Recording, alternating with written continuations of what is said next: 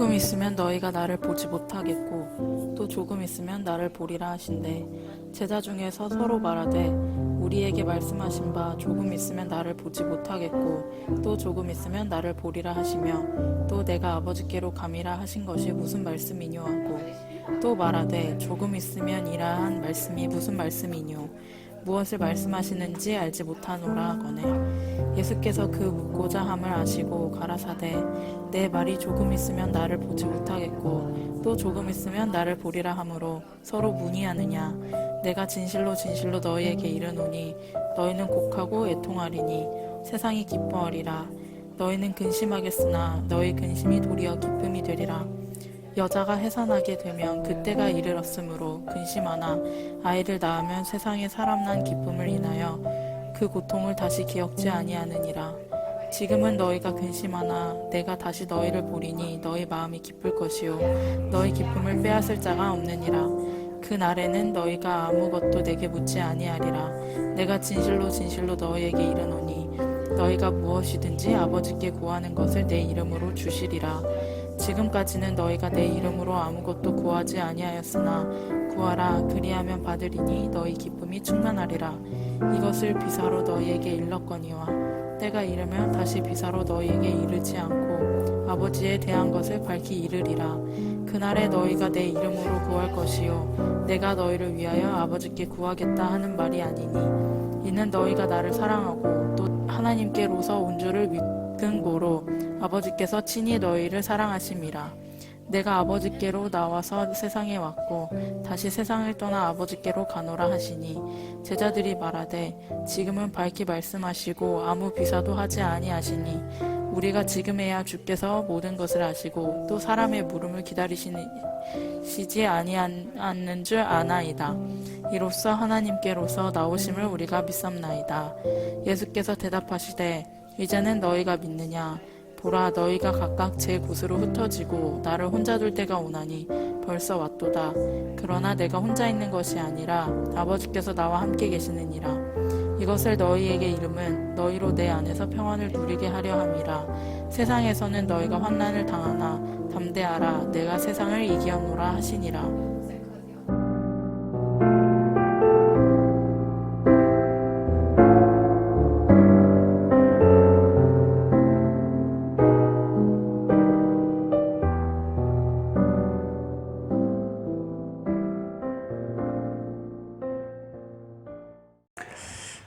우리 주희가 남아공에서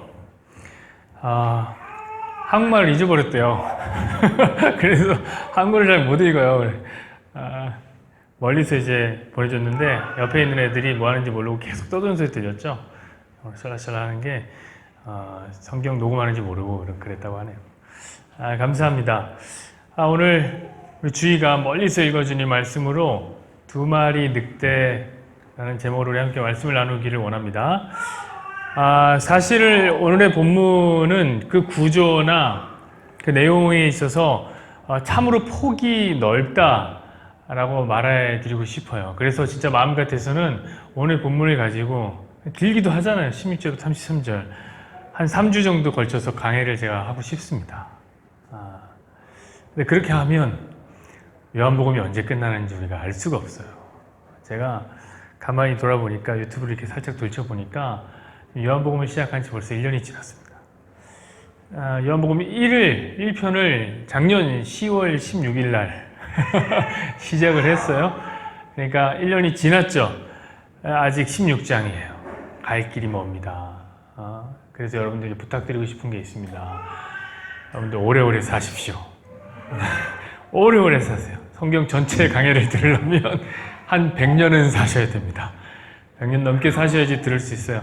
여기서 어떤 분들 100년 넘게 살면 기네스북에 오르시는 분도 있는데 그래서 100년 사십시오. 근데 또 그게 잘 안 되잖아요. 우리가 사랑하는 주님이 우리 또 보고 싶어서 빨리 부르신다고요. 지금도 부르고 계세요. 빨리 와라 이렇게 부르시니까 제가 그렇게만은 할 수 없겠다 생각이 들었습니다. 그래서 오늘은 제가 한 절 한 절 읽고 하는 강해하는 내리주석식 강해가 아니라 본문 전체의 이야기를 가지고 본문 전체 이야기를 아우르는 본문 전체 내용을 관통하는 주제 설교를 제가 하려고 합니다.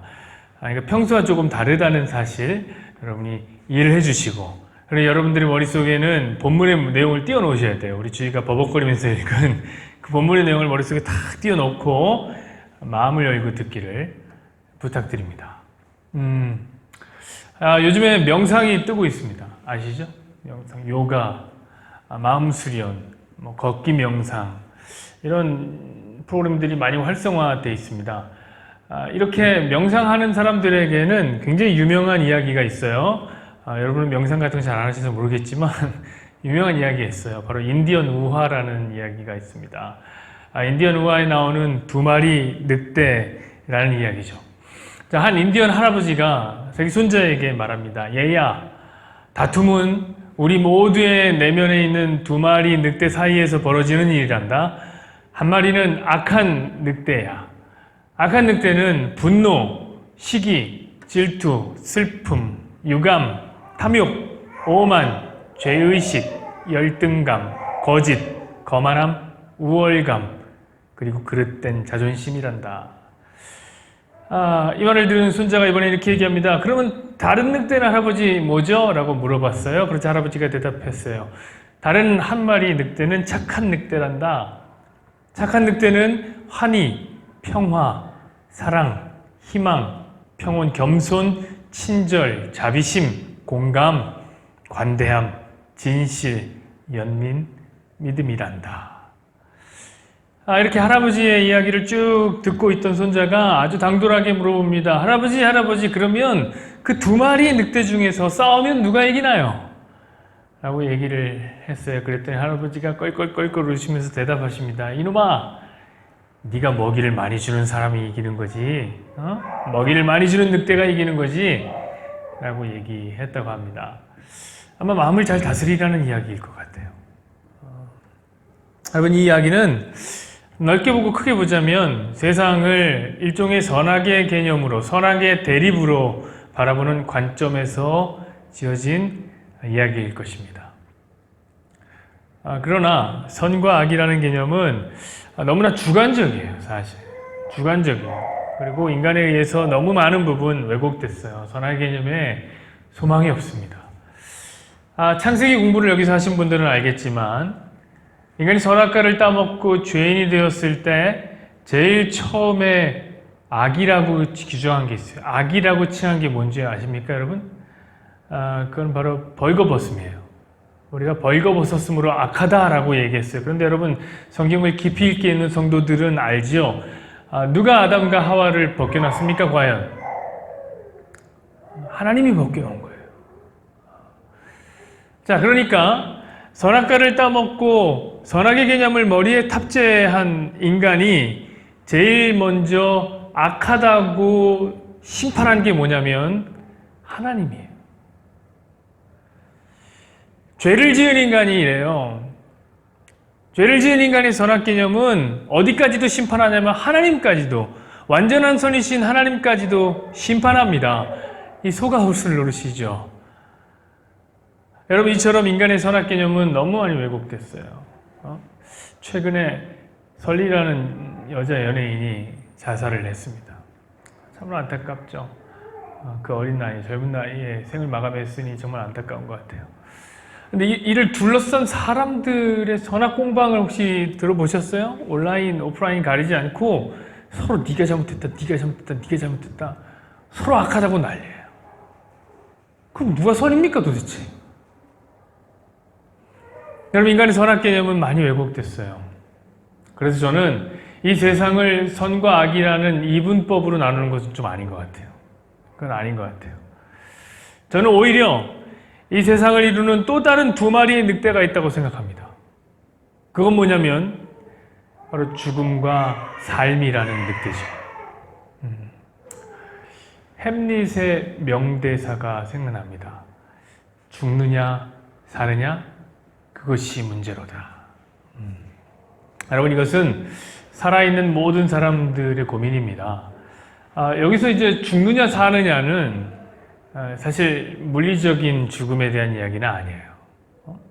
우리 생명 끝나는 거 그거 얘기하는 거 아니에요. 만약에 그 질문이라면 이거 누가 고민해요? 누가 죽고 싶어요? 다 산다고 하죠. 난 살 거예요. 이렇게 하지 누가 죽는다고 합니까? 이 이야기는 뭐냐면 지금 현재 상황이 참으로 지금 심각한데요. 어떤 상황이 있냐면 아버지가 독살을 당합니다. 삼촌에 의해서 독살을 당해요. 근데 그 삼촌이 아버지 대신에 왕이 됩니다. 그리고 아버지의 아내, 자기 어머니와 결혼을 한 상태예요. 근데 그걸 나중에 깨닫게 됩니다. 와, 화나죠. 복수를 하고 싶은데 복수를 하려면 누굴 죽여야 되냐면 어머니 남편을 죽여야 돼요. 게다가 그 어머니 남편이 이제는 왕이 됐어요. 복수 자체도 사실 순탄하지는 않았을 거예요. 오히려 복수를 하다가 자기가 죽을 수도 있고 복수를 하면 어머니 남편을 죽이는 일이에요. 그래, 그럼 그냥 모른 척하고 살 수도 있겠죠. 그러나 모른 척하고 살기엔 원수와 함께 살아야 돼요. 당장 숨은 붙어 있을 수 있겠지만 그런 삶이 죽음과 뭐가 다릅니까? 이게 지금 햄릿이 만난 갈등 상황이에요. 그 속에서 나온 대사가 뭐냐면 죽느냐 사느냐 그것이 문제로다. 물리적 죽음이 아니에요. 재앙과 같은 운명과 목숨을 걸고 싸울 것인가? 아니면 그냥 운명에 순응하면서 죽으듯이 살 것인가에 대한 질문. 죽은 자처럼 살 것인가? 산 자처럼 죽을 것인가? 이런 어떤 심오한 고민이죠. 그러니까 작가가 바라보는 지금 삶과 죽음은 물리적인 죽음뿐만이 아니라 우리의 삶에 찾아오는 생명과도 같은 일이 있다는 거예요. 우리의 삶에 찾아오는 죽음과도 같은 사건들이 있다는 거죠. 그렇습니다, 여러분. 진짜 인정하고 싶지가 않지만 산다는 건 이처럼 죽음과 생명의 끊임없는 교차입니다. 죽음과 생명의 교차로 그것을 저는 삶이라고 부르고 싶습니다. 염세주의 철학자죠. 쇼펜하우어가 인생을 이렇게 정의했습니다. 삶이란 욕망과 권태 사이를 오가는 시계추와 같아 욕망으로부터 인한 고통에서 벗어날 수 없다. 자, 뭔가를 욕망해요. 그게 이루어져요. 그럼 점점 그게 권태로워져요. 그럼 다른 걸 욕망하게 돼요. 욕망을 이루어요. 그럼 다시 권태로워져. 이거 얘기. 그 고통에서부터 벗어날 수 없다는 거예요. 그러나 이것은 염세주의자의 이야기라고 저는 생각해요. 염세주의가 뭡니까? 삶에 대해 소망이 없는 거예요. 삶에 대해 희망이 없어요. 그 희망 없음이라는 종기에서 짜낸 고름과 같은 이야기일 뿐입니다. 저는 분명하게 얘기하고 싶은데 우리 삶에는 분명히 긍정적인 요소가 있어요. 왜 없어요? 긍정적인 요소가. 저기에 긍정적인 애 있잖아요. 긍정적인 요소가 있어요. 만약에 이 세상이 정말 권태와 욕망 사이에서 진자운동을 하는 거라면 저와 여러분 역시 회의론자가 돼야 되겠죠. 저와 여러분도 역시 염세주의자가 되어야 되겠죠. 저는 이 쇼펜하우어의 진자운동의 양극을 바꿨으면 좋겠어요. 욕망과 권태 사이를 움직이는 게 아니라 인간은 삶과 죽음 사이를 움직이는 진자운동하는 것 같습니다. 한자어로 하자면 고진감래, 고통이 다하면 기쁨이 찾아온다. 반대로 흥진비례, 기쁨이 다하면 슬픔이 찾아온다는 거죠. 오늘 본문을 여러분 한번 생각해 보세요. 본문 또한 어떤 얘기냐면 삶과 죽음이 진자운동을 하고 있다는 사실을 보여줍니다. 근심과 기쁨, 예수님이 떠나심과 성령님의 오심, 해산의 고통과 생명의 기쁨, 환난과 승리. 이 말은 오늘 성경 역시 이 두 마리의 늑대를 인정하고 있다는 사실입니다. 그럼 우리도 인디안 선자처럼 당돌하게 하나님 앞에 한번 질문해 볼 수 있을 법하지 않습니까? 그럼 하나님, 두 마리 늑대 중에 이기는 늑대는 누구입니까?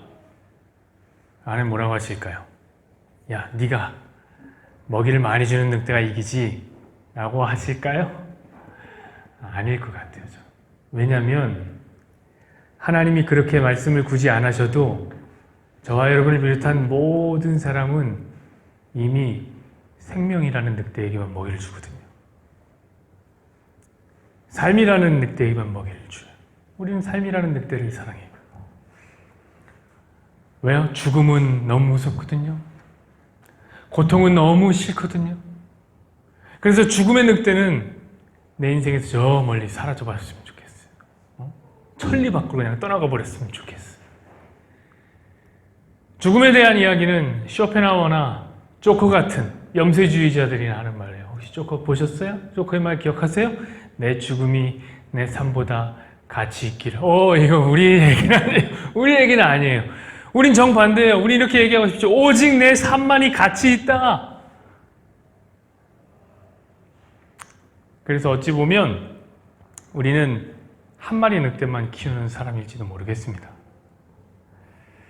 그렇게 생명의 늑대에게만 먹이를 주면, 생명의 늑대만 예뻐라 예뻐라 해주면 생명의 기운이 죽음의 기운을 물리치고 우리 인생을 생명력으로 가득 채울 것만 같아요.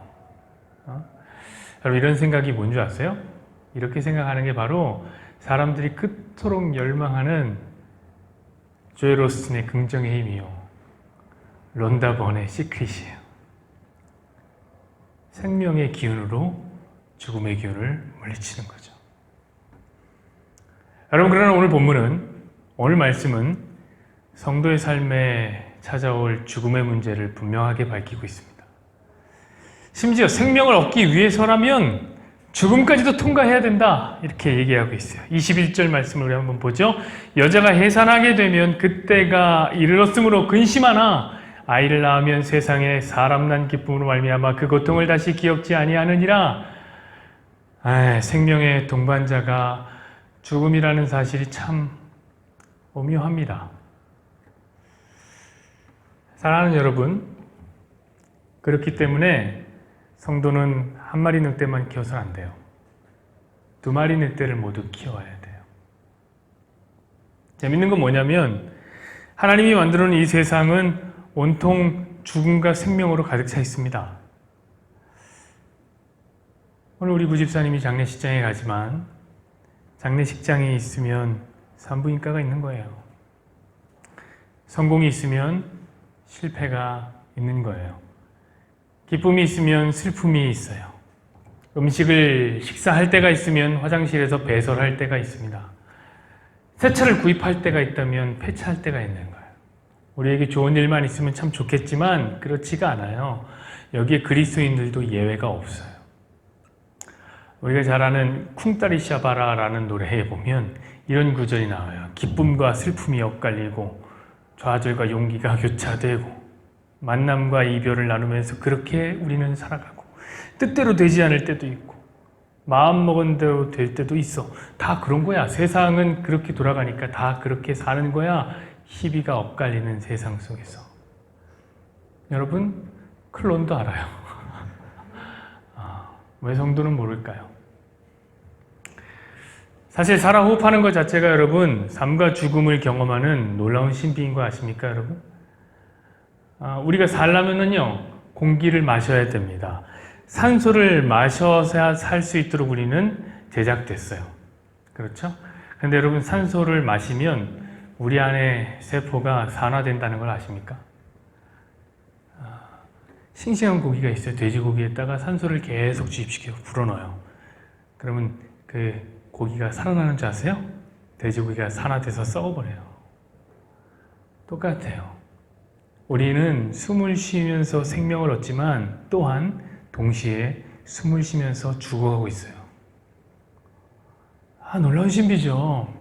그래서 여러분, 우리는 열심히 산다고 말해도 맞고 반대로 열심히 죽고 있다고 말해도 뭐 별로 그렇게 틀린 말은 아니에요. 여러분, 그럼 하나님이 왜 세상을 이처럼 생명과 죽음으로 채워놓으신 걸까요? 이게 진짜 중요한 질문이죠.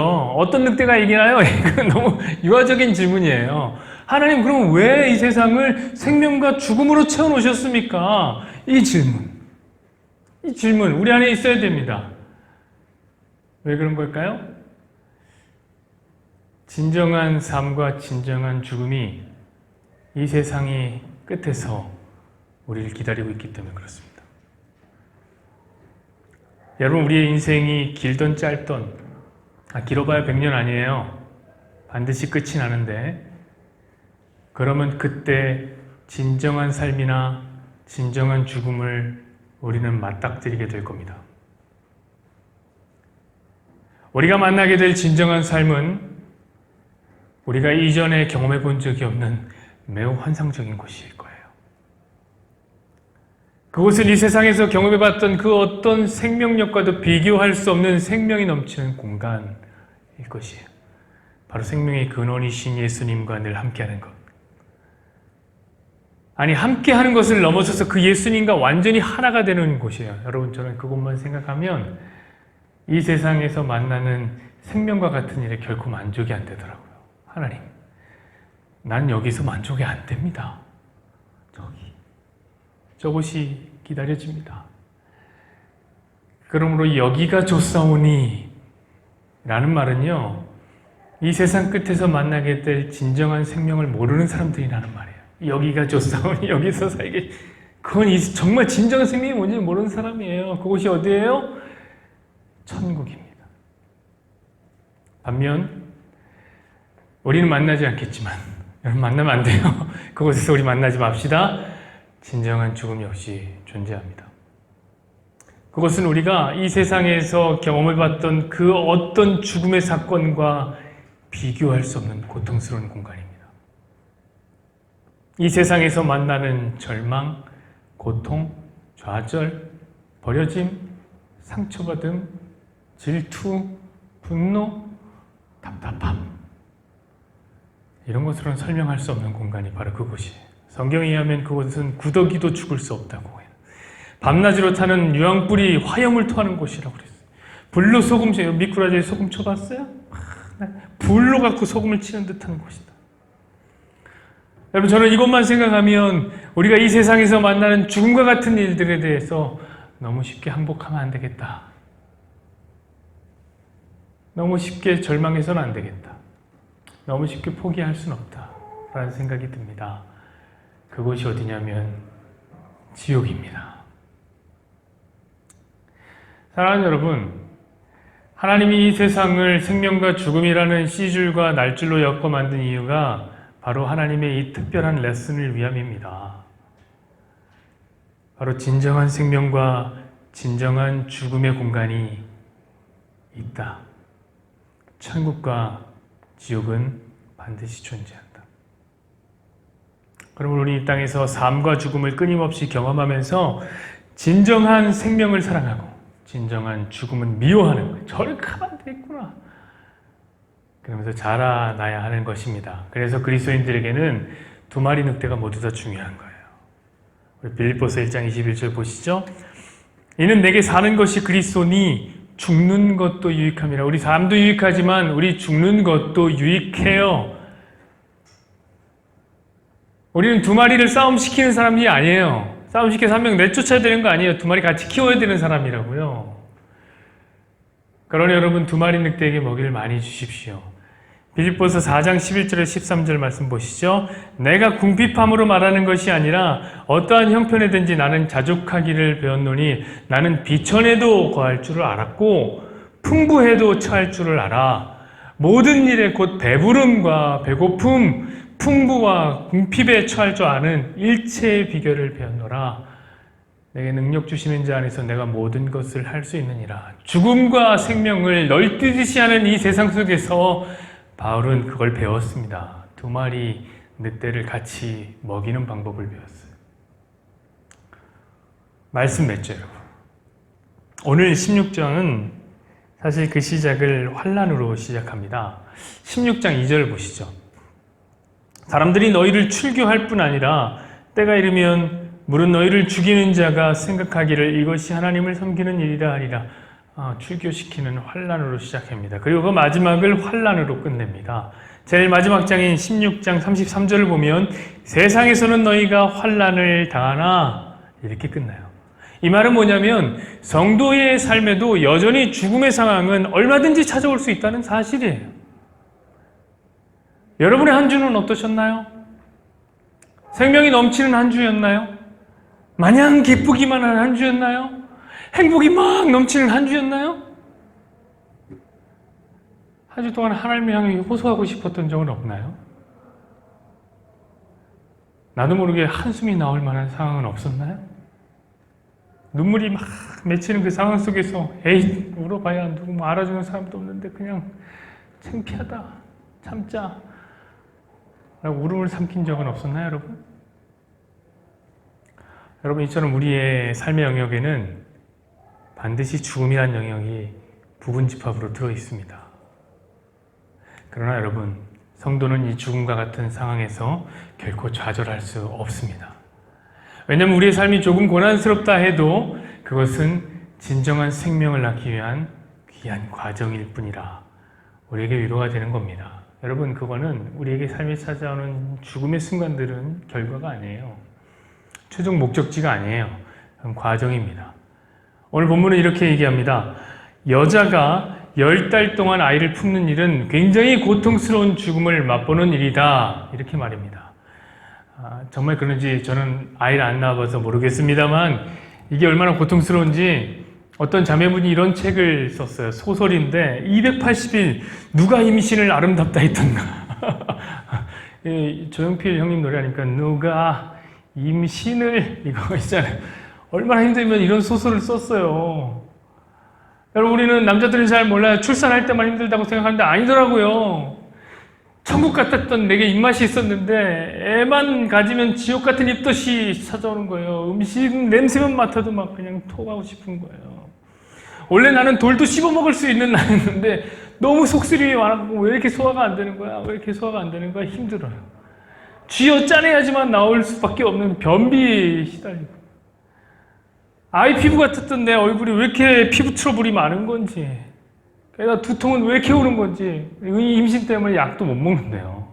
두통이 와도 머리카락은 이렇게 빠진 대머리 되겠어 이러다가 내가 줄무늬 강아지야 이렇게 살은 터 하고 살이 막 이렇게 안기에 트는 거죠. 잔뇨감이 넘치고 피로감과 나른함이 매일 나를 따르리니 진짜 맨날 피곤해요. 한 번쯤 푹 잤으면 좋겠다. 한 번만 푹 잤으면 좋겠다 싶을 정도로 선잠만 계속 온다는 거예요. 화장실 계속 가고 싶고 치골통, 요통, 골반통, 부종에 백태에 각종 분비물까지 이게 10달 동안 계속된다는 거잖아요. 그러나 여러분, 이 모든 것을 견뎌도 아직 끝은 아니니 그 절정은 바로 출산입니다. 지옥과도 같은 죽음과도 같은 고통이 찾아온다는 거예요. 하늘이 3번 노래줘야지 천국을 3번 봐야 돼. 그래야지 아이가 나온대잖아요. 여러분, 그런데 정말 놀라운 건 뭔지 아세요? 그런데 둘째도 낳고 셋째도 낳는다는 사실입니다. 어떤 사람은 넷도 낳고 5도 낳더라고요. 왜 그런 걸까요? 생명을 낳았기 때문이겠죠. 생명을 낳았더니 나 닮은 이 녀석이 너무 이뻐. 너무 사랑스러워. 같은 아픔을 겪으면서 둘째, 셋째 또 낳는 거예요. 어떤 사람은 그러더라고요. 그 고통을 잊어버리기 때문에 낳는다 라고 말하지만 아니 어떻게 그 고통을 잊습니까? 잠시 아파도 저 발톱 빠진 고통 이것도 다 기억하는데 애 낳는 고통은 어떻게 잊어요? 저희 어머니는 지금도 저한테 얘기합니다. 내가 너 낳다가 죽을 뻔했다 이 자식아. 그런 얘기 40년 전에 무려 그 고통을 기억하세요. 물론 제가 4.2kg를 거대한 아이로 태어났긴 했지만 정말 힘들고 아팠대요. 그 고통 못 잊어요. 하지만 잊지는 못해도 감내할 수는 있죠. 생명을 얻을 수 있다면 감내하는 거예요. 여러분들 한번 생각해 보십시오. 여자가 이토록 10달 동안 아이를 품었습니다. 정말 아프게 품어서 힘들게 출산을 했습니다. 그런데 사사나가 나왔다고 생각해봐요. 와, 죽은 아이를 안았다고 생각해보세요. 그럼 그 10달의 고통이 무슨 의미가 있죠? 그것은 임신이나 출산보다 더 큰 죽음일 겁니다. 그런데 여러분, 이 세상이 그렇다는 거예요. 저들은 인생이라는 10달의 고통의 시간을 겪고 진정한 죽음이라는 사사나를 품에 안게 될 겁니다. 그런데 우리는 안 그래요. 우리는 죽음을 겪고 생명을 얻은 사람들입니다. 그러니 진정한 생명을 얻은 자는 이 세상에서 경험하는 작은 죽음이나 작은 생명의 일이 일비하지 않아요. 그래서 과감하게 2마리 늑대에게 먹이를 주게 될 수 있는 것입니다. 이것을 신학적 용어로 뭐라 그러면 자족함이라고 해요. 스스로 족하는 거죠. 그러므로 여러분은 이 삶의 고통을 감내하십시오. 여러분은 생명을 품에 안을 사람들입니다. 또한 여러분은 이 세상의 작은 행복만을 추구하며 살지 마십시오. 우리가 바라는 건 진정한 생명입니다. 영원한 생명입니다.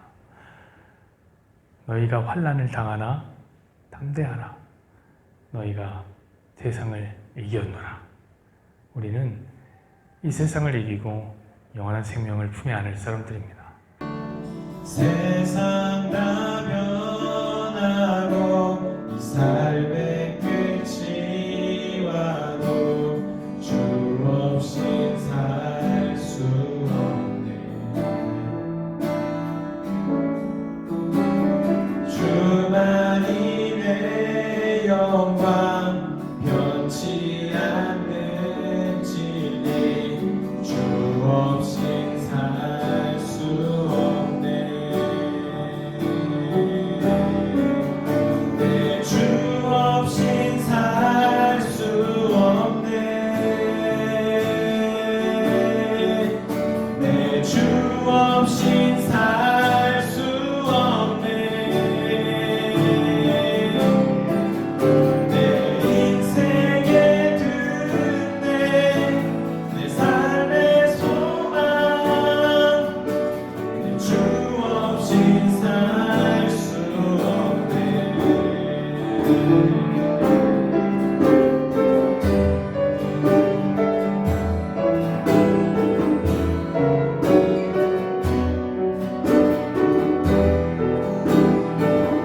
여러분이 주님 없이 살 수 없으십니까? 다시 한번 마음 열고 부르십시오. 세상 다 변하고 삶의 끝이 와도 주 없인 살 수 없네. 우리 주님 없이 살 수 없습니다. 주만이 내 영광 변치 않는 진리 주 없이 살 수 없네.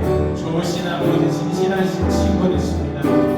좋으신 아버지 진실하신 친구 주 없이 살 수 없네. 내 소망 내 위로 내 영광 내 기쁨 주 없인 살 수 없네. 내 주 없인 살 수 없네. 내 주 없인 살 수 없네. 내 인생의 든내 내 삶의 소망 내 주 없인 살 수 없네. 주 없인 살 수 없습니다. 내 주 없인 살 수 없네. 주님 그렇습니다. 이것이 우리의 고백입니다. 내 주 없인 살 수 없네.